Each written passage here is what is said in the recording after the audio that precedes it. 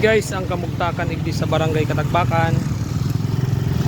Patapos guys ang baha na dulot ng bagyong uwan.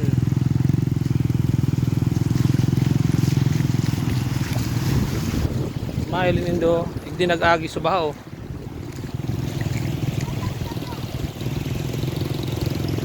Puro laboy tapos sa baybay ang yaon igdi. So, tapat po ito ng Department of Environment and Natural Resources, DNR Goa.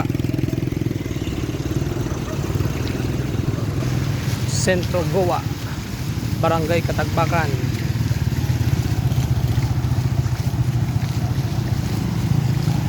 Yan ang pinsala na iniwan po ng baha. Makikita nyo sa ibang mga post, bahang baha. Hop! Checkpoint, may daragang maagi.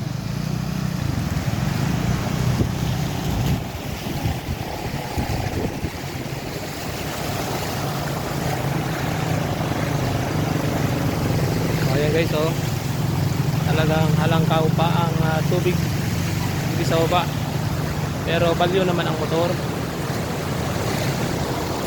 So diyan po hali ang tubig sa nakulang river, nag-overflow na river dyan sa may barangay Katagbakan. Yun may inanod na pick up tapos van, mga truck. Hindi pong mga nakaparada dito, mga ano po ini, mga na-impound ng DNR na sasakyan. Nadamay po yung mga na-impound nasasakyan dito. Yan.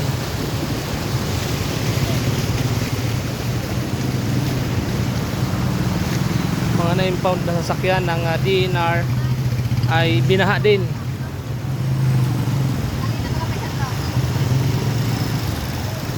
Yan, nagralaw yung tubig oh. Laog sa harong ni Mano yo. Naglaw guys, sige ang tubig.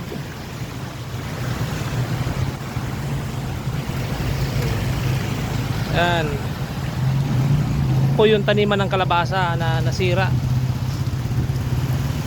na damage na taniman ng kalabasa. At yan yung gasolinahan po dito, buti na lang ay hindi nasira yung gasolinahan.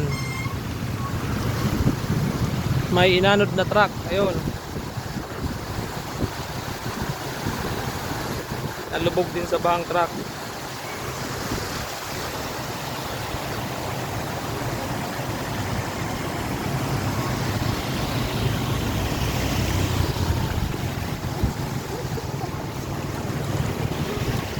So yan guys, ang update natin dito sa barangay Katagbakan, Goa, Camarines Sur, sa nagdaang bagyo kahapon.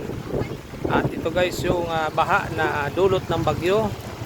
Buti na lang po ay nadadaanan na ng mga sasakyan.